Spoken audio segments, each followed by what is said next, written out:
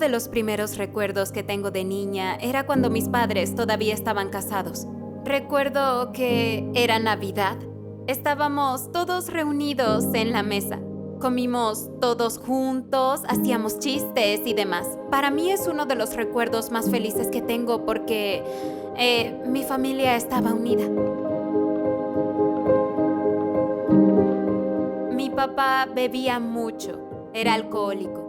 Y cuando tomaba se convertía en alguien diferente, porque me pegaba a mí, le pegaba a mi mamá. Era muy complicada nuestra relación. Cuando bebía era como si fuese otra persona, ¿sabes? Mi mamá entendió que no había solución y se fue. Yo me quedé con mi padre porque no quería dejarlo solo. Y desde eso dejamos de estar unidos.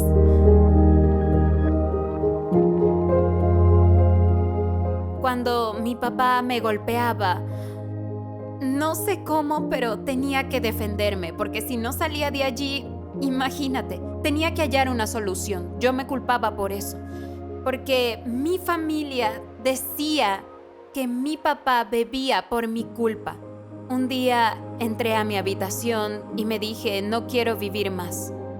Lo decidí y dije que no quería vivir más.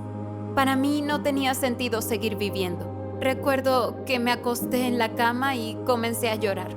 Lloraba, lloraba y lloraba. Reuní varios remedios que tenía en mi habitación y me los tomé. Cuando me estaba tomando los remedios, mi papá entró a la habitación y preguntó, ¿qué estás haciendo?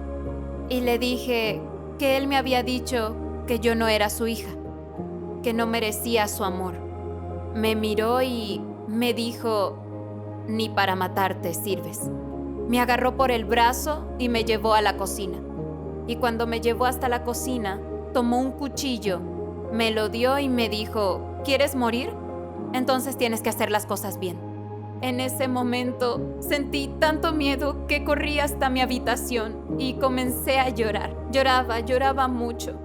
Y cuando comencé a llorar, mi papá entró en la habitación, me miró y me dijo, yo no soy tu papá, tú no tienes padre.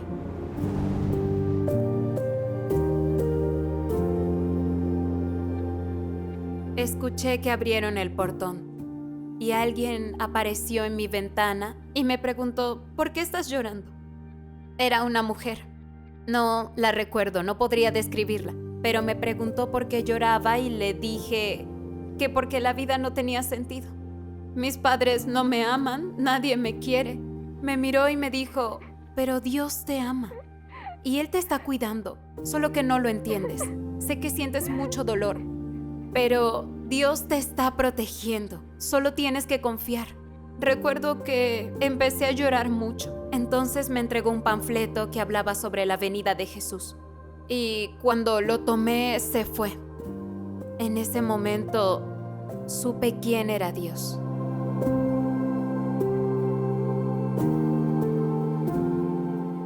Vine para Brasilia a la casa de mi madre. Aquí conocí a un chico llamado Gabriel.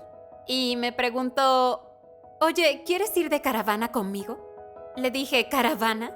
Me explicó que era cuando la gente iba de iglesia en iglesia. Le dije que no sabía de qué iglesia era él y me dijo que era adventista. Le dije, ¿en serio, Gabriel? Y me dijo, ¿en serio? Desde hace tiempo estaba estudiando la Biblia, pero por la pandemia no había tenido tiempo de asistir a la iglesia y me había mudado recientemente. Entonces, insistió en que me fuera con él. Y le pregunté cuándo era. Dentro de 2 días, me dijo. Hablé con mi mamá y me dijo que podía ir. Entonces nos fuimos a la caravana. Visitamos 7 iglesias el mismo día. Fui a las 7 iglesias con Gabriel. Cuando llegamos a la última, el pastor Andrés, quien era del distrito de Pedregal, me preguntó, Mayres, ¿qué impide que te bautices? Le dije, nada, pastor. Me bauticé el mismo día de la caravana. Pisé la iglesia y me bauticé.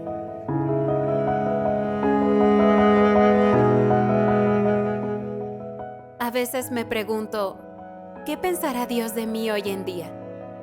Y me alegro mucho porque me sentía sola y reconozco que había alguien a mi lado. Y cuando me pongo a pensar en mi vida entera, los detalles, todo confabuló para que hoy estuviera aquí, para ser la persona que soy hoy en día. Y creo que Dios me ve superando todo esto, no sola, sino con la ayuda de Él. Creo que es una gran alegría. A mí me llena porque hoy en día tengo a alguien conmigo, tengo a alguien que me ama, alguien que me acompaña. Para mí eso es lo más importante. Creo que no necesito más.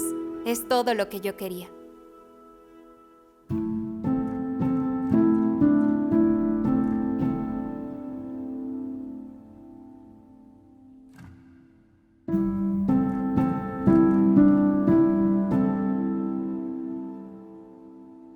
¿Cómo sería mi historia sin Dios?